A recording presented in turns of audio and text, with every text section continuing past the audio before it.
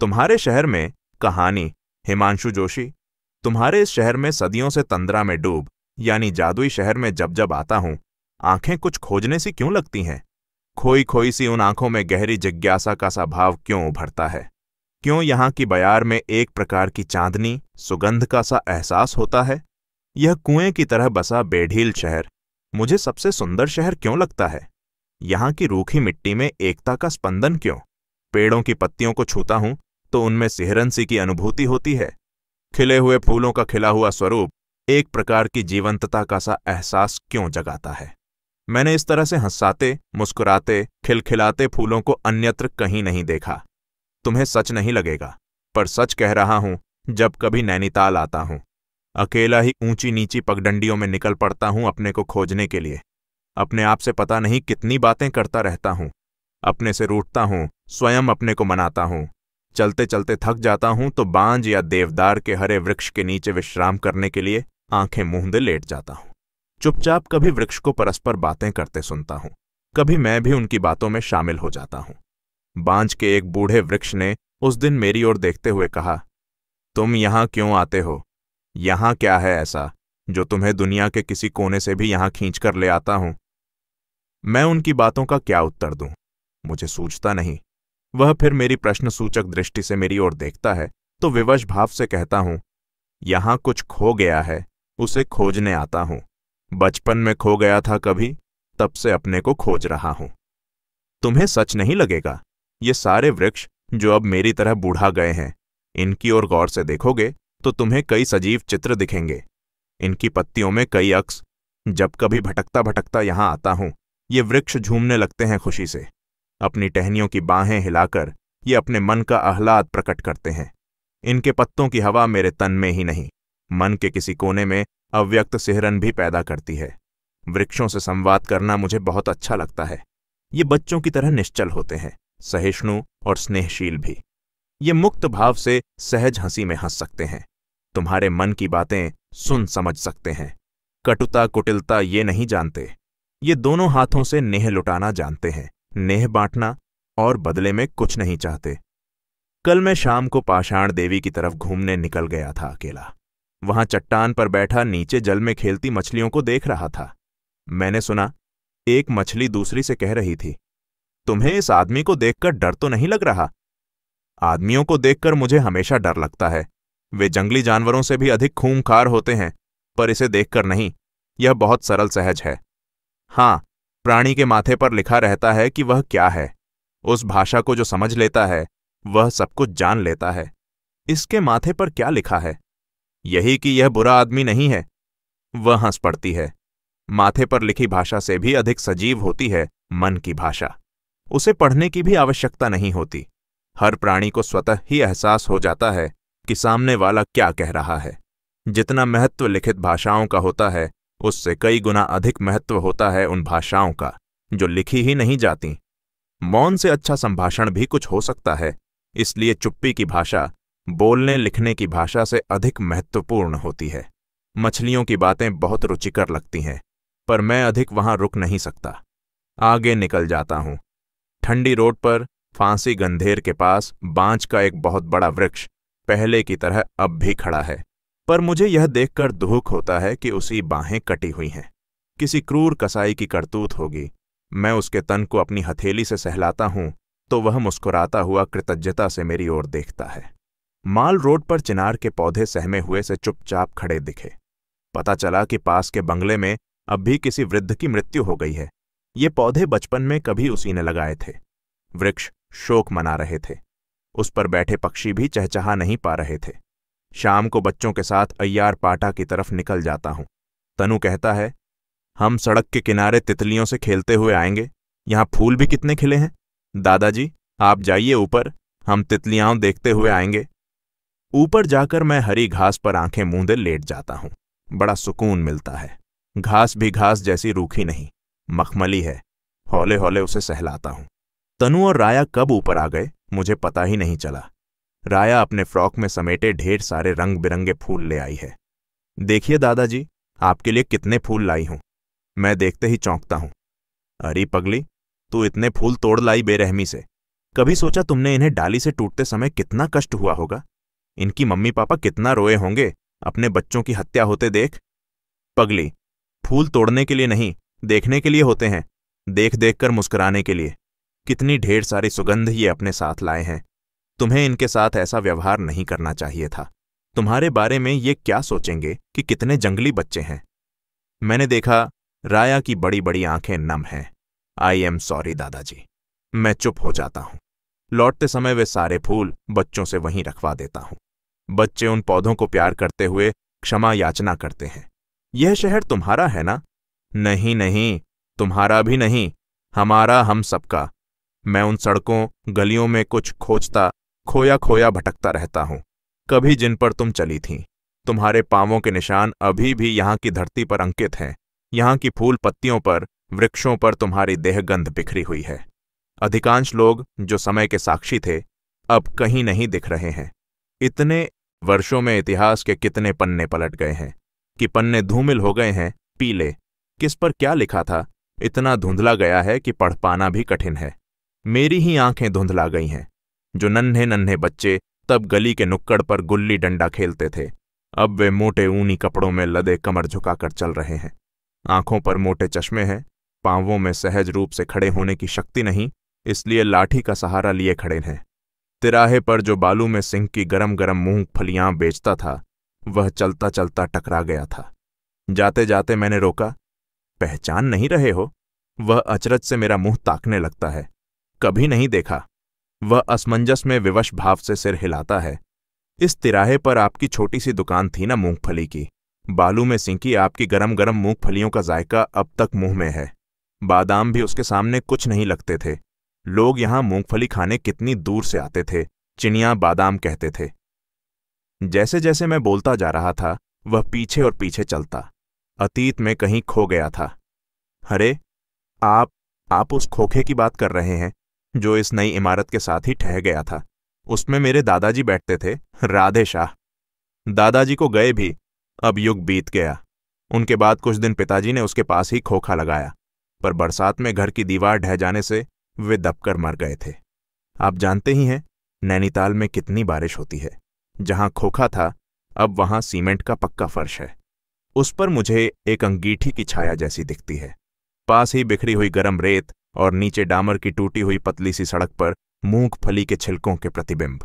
थोड़ा आगे बढ़कर झील के किनारे की जमीन पर घूर कर देखने पर मुझे घोड़ों की टापों की छाप दिखती, उनकी टापों से उड़ती धूल सी। मैं मुंह पर रुमाल रख लेता हूं। तभी सहसा एक झटका लगता है। अरे हां, यह तो पुरानी बात थी। अब घोड़े नैनीताल की सड़कों पर नहीं चलते दिखते।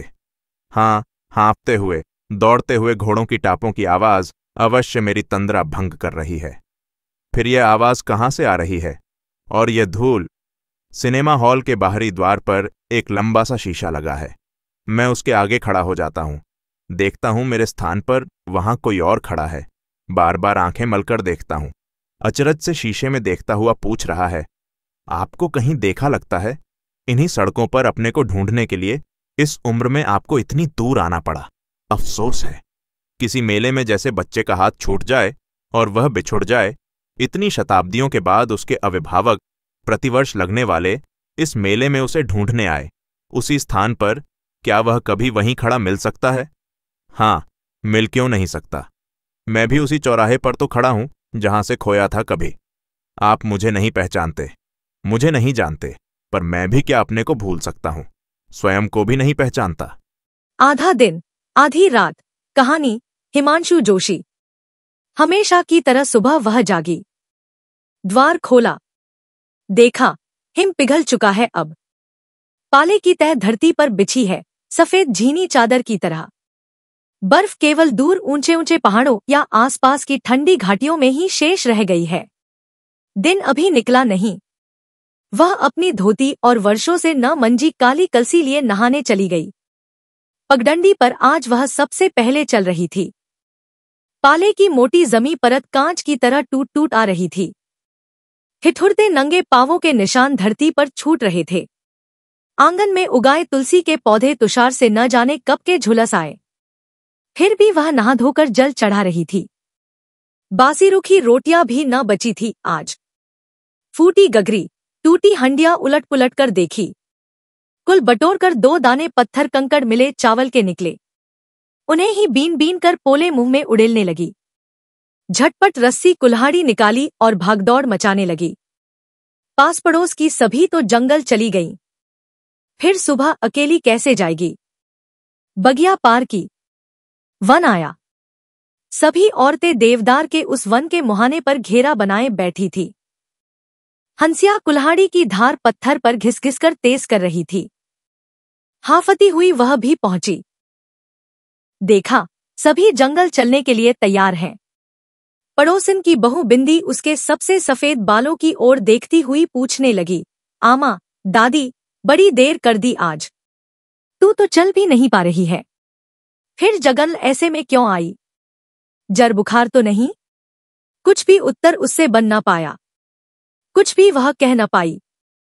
सहसा सभी उठ खड़ी हुईं, चलने लगी। वह भी पीछे पीछे चल पड़ी चुपचाप। बहुत सी रोज देर में आने वाली औरतें आज खुश थी कि वे ठीक समय पर पहुंच गईं। देर न होने पाई। पाठशाला में छुट्टी हुई है, इसलिए बच्चों को जल्दी खाना खिलाना न पड़ा। वैसे ही सभी खेलने चले गए। पर ललिया की माँ बीच में ही टोक पड़ी, छुट्टी कहाँ है? पाठशाला तो आज और दिनों से पहले ही खुल गई थी। झंडा लिए सुबह सुबह सभी गाना गा रहे थे।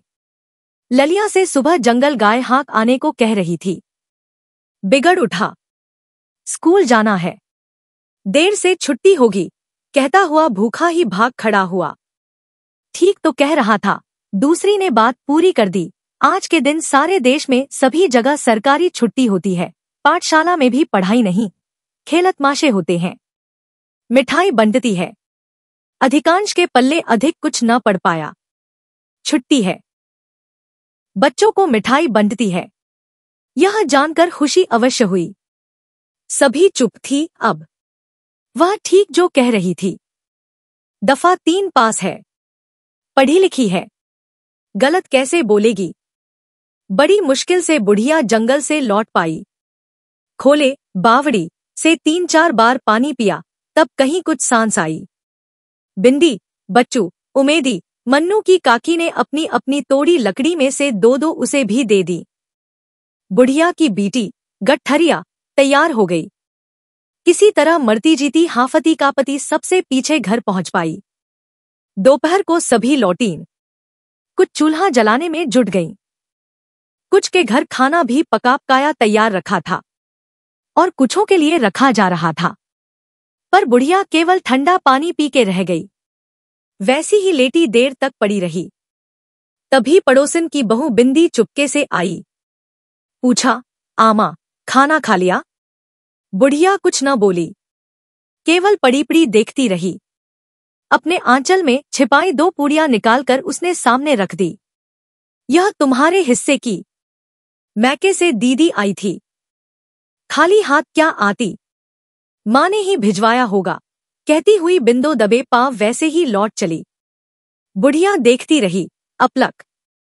गोल गोल काली पूड़िया, मड़ुवे की, भीनी भीनी सुगंध। उसके मुंह में पानी भराया। धीरे धीरे अपने कांपते हुए हाथों से टुकड़ा तोड़ने लगी। उसकी बूढ़ी आंखें देखती रहीं। पलकों के कोर कुछ भीग आए। दिल बुझा बुझा सा रुआसा हो आया। चुपचाप वह सूखी पूड़ियां तोड़ने लगी। बिना दांतों के चबाकर निगलने लगी। लोटा भर पानी पी लिया। फिर कुछ राहत मिली। दोपहरी ढल गई। एक नींद निकालने के बाद फिर आंखें खुली। देखा कि अभी दिन डूबने में समय है। अतः वह न चाहते हुए भी फिर दूसरी बार लकड़ी तोड़ने चल पड़ी। आटा खत्म है कल से। चुटकी भर भी न बचा अब। एक भी दाना किसी अन्न का नहीं। न मकई मांदरे का, न जौ मड़ुवे का, कुछ भी नहीं। इसलिए उसे आज कुछ अधिक पैसों की जरूरत है। कोई न कोई नाज तो मुट्ठी भर मिलेगा ही। उस ठंड में भी वह पसीने से भीग आई। थर थर पांव कांपने लगे। सूखे सफेद खजूर की तरह झुर्रियों से भरा चेहरा थकान से और पीला पड़ गया। मुरझा आया। उभरी नसें और उभर गईं। दम फूल उठा। ऊंट की पीठ सी चढ़ाई, लकड़ी के भार से कमान की तरह झुकी कमर, फिर भी किसी तरह मन भर के भारी कदम आगे घसीटने लगी। रात घिर आई। चाय वाले की भट्ठी पर पहुंची। बड़ी हुज्जत के बाद लकड़ियां बिक पाईं। दूसरे लोग खींचतान कर धेला पैसा बढ़ा भी लेते हैं, पर बड़े ही एहसान के बाद बनिए ने 3 आने उसके हाथ में पटक ही दिए। राशन की दुकान पर बड़ी उम्मीद लिए वह लपकी, पर दिल धक से रह गया जब देखा कि द्वार मुंदे हैं। देर तक इधर उधर पूछताछ करती रही। सभी से एक ही उत्तर मिला कि सरकारी छुट्टी है आज। सुबह से दुकान खुली ही नहीं। उसकी समझ में न आया अब क्या करे। मोहन मिलता तो उससे जबरदस्ती दुकान खुलवाती। गिड़गिड़ाती, मानविनती करती, पकड़ती, थोड़ी पाव छूती, मुट्ठी भर आटा तो ले ही जाती, पर उसका पता कहाँ। कहते हैं भाट गांव में गानाब जाना है, बैठक से उठ के भला कौन आता है। पर आज वह क्या खाए, पेट में क्या ठूंसे। पैंचा उधार किस किस से ले, कब तक ले और कौन दे। बड़े बड़े जमींदार, किसान तक जब अनाज खरीदने पर उतर आए तो फिर उसकी क्या बिसात। इस साल अकाल क्या पड़ा, राशन की दुकान क्या खुली। सबकी मिट्टी प्लीद हो गई, इज्जत उड़ गई। चौराहे पर खड़ी खड़ी उदासी वह कुछ सोचती खड़ी रही। सहसा सामने निगाह पड़ी। बिसाती की दुकान पर अनेकों चीजें दिखलाई दी उसे। गुड़ की कतार बांधे भेलियों पर निगाह टिक गई। उसके पोले मुंह में पानी छलक आया। एकाएक कदम कुछ आगे बढ़े। गुड़ खरीदने लगी वह, पूरे 3 आने का एक साथ। खरीद चुकने पर होश तो आए, पर फिर क्या, वैसी ही लौट पड़ी। पास पड़ोस के कुछ घरों में अभी अभी दिए जलते दिखे। एकाध से पूछा भी, पर पल्ले कुछ न पड़ा। अपनी धुंधली निगाहों से वह देखने लगी। अनेक घरों में दीपक जगमगा रहे हैं, दीवाली की तरह। ख्याल आया पिछले साल भी जले, उससे पहले भी तो कुछ वर्षों से हमेशा इस दिन जलते आए हैं। पर क्यों, क्या, यह सब समझ से परे था। अंधियारी झोपड़ी में जाड़े से सिमटी वह आंच के सहारे बैठ गई। तभी ख्याल आया उसकी डिबिया में भी तो शायद कुछ तेल बचा है। मेहमानों के आने पर कभी कुछ छौंकने के लिए रखा था, पर जब चूल्हा ही न जला तो फिर क्या छौंकेगी, और मेहमान ही भला कौन आएगा। उसने कटोरी में डिबिया उड़ेल दी। तब थोड़ा तेल टपका। अपने फटे आंचल से उंगली भर कपड़ा चीरा, बत्ती बना कटोरी में भिगो दी और दिया जल आया। देखती रही उसके पीले प्रकाश में अंधियारी झोपड़ी सहसा जगमगा उठी। चिरपरिचित आज घर की कितनी ही भूली बिसरी वस्तुएं भी नई नई सी लगने लगी। आंखें फाड़े वह देखती रही। टूटा मटका पड़ा है एक, जौ के कुछ दाने जिसमें बिखरे पड़े थे। कुछ कूट पीस लिए, कुछ चूहों के पेट में चले गए। गगरी में पड़े चावल के दाने भी कब के चुग लिए। पास ही फटी चटाई है जिसे बाहर नहीं रखती। कहीं पास पड़ोस के नटखट बच्चे उठा ले गए तो गीली धरती पर वह क्या बिछाएगी। दीवार पर सूखे गीले चीथड़े टंगे हैं, मुंह लटकाए। एक गट्ठर पैरों पर लकड़ियों का पड़ा है। जाड़ों की हड्डी को कपाने वाली ठंडी रातें जिसकी आंच के सहारे बीत रही हैं। फटी पुरानी एक गुदड़िया है, उसके चारों ओर कसकर लिपटी। तवा है टूटा, काली कलसी, कुछ पिचका पुराना लोटा, सिल्वर की नाममात्र की थाली और सामने ही लिपापुता चूल्हा। आंखें टप टप चू पड़ी। गुड़ की एक डली मुंह में डाली, कुछ कड़वी सी लगी, दुर्गंध सी आई। शायद तंबाकू की बोरी में पड़ी हो। न चाहते हुए भी थूक देनी पड़ी। फिर दूसरी, तीसरी। सारा गुड़ खराब था। फिर क्या खाए, पेट में क्या ठूंसे। पत्थर, गीले कंकड़, गीली मिट्टी, सूखे पत्ते, क्या भूख और तेज हो आई। पेट में दर्दसा उठने लगा। आते ऐंठने लगी। सूखे अधर कांपने लगे। दीपक की ओर देखते हुए भी आंखों पर अंधकार छा गया। सारी धरती कमरे की सारी वस्तुएं तेजी से उसके चारों ओर चक्कर काटने लगी। घुटने में सिर गड़ा वह फूट पड़ी। कुछ देर बाद दर्द से दो खता माथा ऊपर उठाया, चारों ओर गीली पलकें घुमाईं, अंधेरा ही अंधेरा। तेल सूख गया, दिया बुझाया, बत्ती जल गई, केवल काली लकीर सी रह गई कटोरी में। बर्फीली सनसनाती हुई तेज हवा के झोंके बहने शुरू हुए। झोपड़ी के पत्ते थरथर कांप उठे। फूस की झीनी दीवारें हिल उठीं। बर्फ की सफेद फुहारें जमीन पर बिछने लगी, मखमली चादर की तरह। देखते देखते भीगे तिनके बिखर गए। आग भी बुझ चली। धरती पर, गीली धरती पर एक गठरी निश्चेष्ट निस्पंदित सी पड़ी रही। उसकी दो खती पलकें कभी मुंद आती, कभी खुली की खुली रह जाती। ढलते सितारों की ओर अंतिम आस लगाए टकट की बांधे वे बूढ़ी आंखें देखती रहीं। देखती चली गई।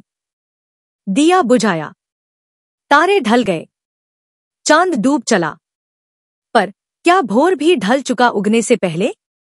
उसने कराहते हुए एक करवट ली। एक आह हृदय को चीरती तभी निकल पड़ी।